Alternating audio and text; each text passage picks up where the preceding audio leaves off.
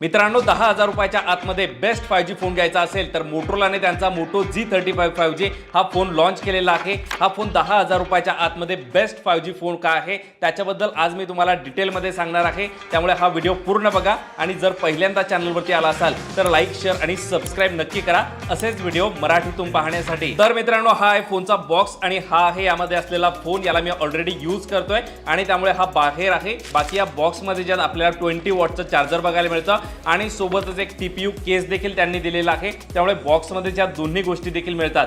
आता जर का या फोनच्या डिझाइन बद्दल सांगायचं झालं मित्रांनो तर प्रीमियम वेगन लेदर डिझाइन त्यांनी दिलेली आहे आणि सोबतच एक कलर जो आहे ब्लॅक तो मॅट फिनिश मध्ये देखील येतो, त्यामुळे जर का तुम्हाला वेगन लेदर पाहिजे असेल तर तुम्ही ते घेऊ शकता किंवा मॅट फिनिश मध्ये येणारा तो फोन देखील घेऊ शकता। अगदी चांगली बिल्ड क्वालिटी याची आपल्याला बघायला मिळते।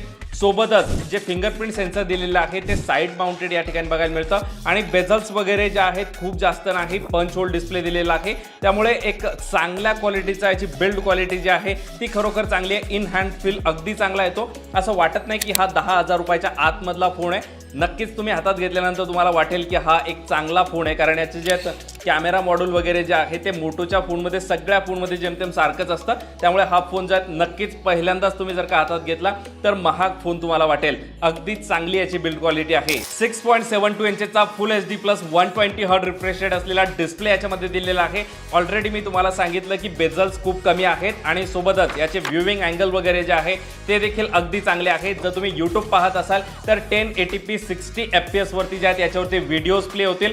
कलर्स वगैरे अगदी चांगले आहे आणि सोबतच मित्रांनो यामध्ये जे ड्युअल स्टेरिओ स्पीकर मिळतात, डॉल्बी ॲटमॉसचा सपोर्ट मिळतो, त्यामुळे जर का तुम्हाला मूवीज वगैरे बघायच्या असतील, तुम्ही खूप जास्त व्हिडिओज बघत असाल तर नक्कीच हा फोन जो आहे तो तुम्हाला आवडेल। या फोनचा महत्त्वाचा पॉईंट म्हणजे मित्रांनो हा 10,000 रुपयाच्या आतमध्ये मोस्ट प्रॉबॅबली एक बेस्ट 5G फोन आहे का, तर आताच Redmi A4 हा स्मार्टफोन लॉन्च झाला होता, बट त्याच्यामध्ये जे आहे 5G तो फोन आहे, बट त्याच्यामध्ये कनेक्टिव्हिटीचा इश्यू असा आहे की त्याचं 5G जे आहे जिओ सोबत चालतंय बट एअरटेल सोबत त्याला प्रॉब्लेम येतोय। बट याच्यामध्ये ज्यात मित्रांनो काहीही प्रॉब्लेम नाही, 12 5G बँड्स यांनी दिलेले आहे, VoNR चा सपोर्ट देखील मिळतो, त्यामुळे कोणत्याही ऑपरेटर सोबत तुम्ही याच्यामध्ये बिनधास्त 5G चा यूज करू शकता। आणि हे जे पॉसिबल झालेलं आहे याच्यामध्ये जे प्रोसेसर दिलेलं आहे युनिसॉकचं, त्याच्यामुळे हे पॉसिबल झालेलं आहे। नक्कीच मित्रांनो तुम्हाला वाटेल की युनिसॉकचं प्रोसेसर त्याच्याबद्दल तुम्हाला सांगतो, बट 5G फोन जर का तुम्हाला 10,000 रुपयाच्या आतमध्ये घ्यायचा असेल तर हाच एक बेस्ट पर्याय आहे। आता परफॉर्मन्स बद्दल सांगायचं झालं तर यामध्ये जे युनिसॉक T760 हे प्रोसेसर दिलेलं आहे, LPDDR4X रॅम मिळते आणि सोबतच UFS 2.2 चं स्टोरेज दिलेलं आहे। नक्कीच मित्रांनो युनिसॉकचं हे जे प्रोसेसर आहे एकदम पॉवरफुल नाही, बट मित्रांनो याच्यामध्ये जी 5G कनेक्टिव्हिटी दिलेली आहे, जर का यांनी स्नॅपड्रॅगनचं प्रोसेसर यूज केलं असतं तर यांना सेम प्रॉब्लेम आला असता, त्यामुळे जे आहेत मोटोरोलाने या ठिकाणी एक वेगळी स्टाईलने ज्यात युनिसॉकचं प्रोसेसर चूज केलं आणि याचा देखील AnTuTu स्कोअर जो आहे तो मित्रांनो 4,60,000 आमच्याकडनं आम्ही जेव्हा याची टेस्टिंग केली तेव्हा मिळाला।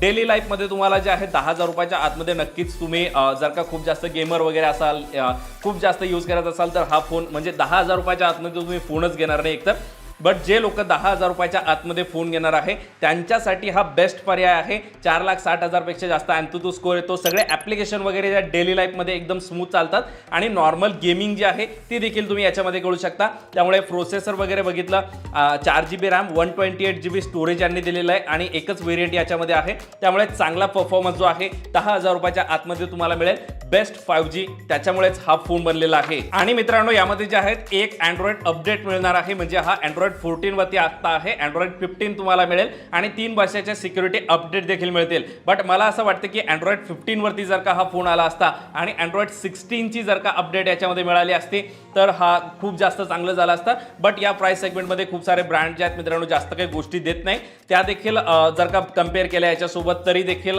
1 वर्षाची अपडेट म्हणजेच अँड्रॉइड 15 चे अपडेट याच्यामध्ये मिळेल आणि 3 वर्षाचे सिक्युरिटी अपडेट मिळणार आहे। बाकी मोटो सिक्युअर वगैरे हे फीचर्स देखील मिळतात, त्यामुळे हा फोन जो आहे त्या बाबतीत देखील नक्कीच चांगला आहे। आता मित्रांनो महत्त्वाचा पॉइंट म्हणजे तुम्ही फोन 10,000 रुपयाचा घ्या किंवा 1 लाखाचा घ्या, सगळेजण विचारतात याचा कॅमेरा कसा आहे, तर यामध्ये जे 50 मेगापिक्सेलचा मेन कॅमेरा दिलेला आहे आणि 8 मेगापिक्सेलचा अल्ट्रा वाईड कॅमेरा देखील मिळतो। बऱ्याच फोनमध्ये 2 मेगापिक्सेलचं एक सेन्सर दिलेलं असतं, बट मोटोरोलाने जे 50 मेगापिक्सेलच्या मेन कॅमेऱ्यासोबत 8 मेगापिक्सेलचा अल्ट्रा वाईड कॅमेरा दिलेला आहे, त्यामुळे फोटोज वगैरे नक्कीच चांगले येतात। 10,000 रुपयाच्या मायन्याने हे फोटोज तुम्ही बघू शकता, चांगले फोटोज येतात आणि सोबतच त्याच्यासोबतच सेगमेंट हायेस्ट 16 मेगापिक्सलचा सेल्फी कॅमेरा देखील यांनी दिलेला आहे. त्यामुळे फोटो जे आहेत मेन कॅमेऱ्याचे असतील किंवा सेल्फी कॅमेऱ्याचे असतील, दोन्ही फोटो जे आहेत नॉर्मल चांगल्या क्वालिटीचे येतात. या प्राइसमध्ये मी त्या देखील पॉईंटने जर का याच्याकडे बघितलं तर याचा कॅमेरा देखील मित्रांनो नक्कीच चांगला आहे. आणि एक महत्त्वाचा पॉईंट मित्रांनो, या फोनमध्ये ज्यात तुम्ही 4K मध्ये व्हिडिओ रेकॉर्ड करू शकता. या प्राइसमध्ये बाकी फोनमध्ये तर हे ऑप्शन मिळत नाही.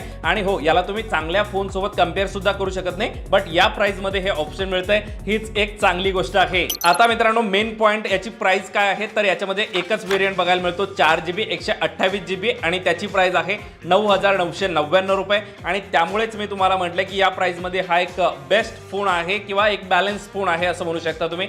चांगली कनेक्टिव्हिटी आहे, प्रोसेसर जे आहे ओके आहे, डेली लाईफमध्ये तुम्हाला काहीच प्रॉब्लेम मिळणार नाही. 5000 mAh ची बॅटरी याच्यामध्ये दिलेली आहे, 20 वॉटचं चार्जर सोबतच मिळतं. कॅमेरा जो आहे तो देखील बॅलन्स बघायला मिळतो. आणि ओव्हरऑल जर का हा फोन तुम्ही बघितला तर मी तरी म्हणेल की माझ्या हिशोबाने 10,000 रुपयाच्या आतमध्ये हा फोन तुम्ही नक्कीच घेऊ शकता. हा एक बेस्ट बॅलन्स फोन आहे 10,000 रुपयाच्या आतमध्ये, जो की एक चांगले फीचर्स तुम्हाला प्रोव्हाइड करतो. त्यामुळे जर हा फोन तुम्हाला घ्यायचा असेल तर लिंक बायोमध्ये दिलेली आहे. इतर तुमचे काही प्रश्न असतील तर ते तुम्ही कमेंटमध्ये विचारू शकता. आणि हो, असेच व्हिडिओ मराठीतून पाहण्यासाठी मित्रांनो लाईक, शेअर आणि सबस्क्राईब नक्की करा. असाच सपोर्ट राहू द्या, जेणेकरून मी तुमच्यासाठी असेच इंटरेस्टिंग व्हिडिओ जे आहे ते नक्कीच घेऊन येत राहील.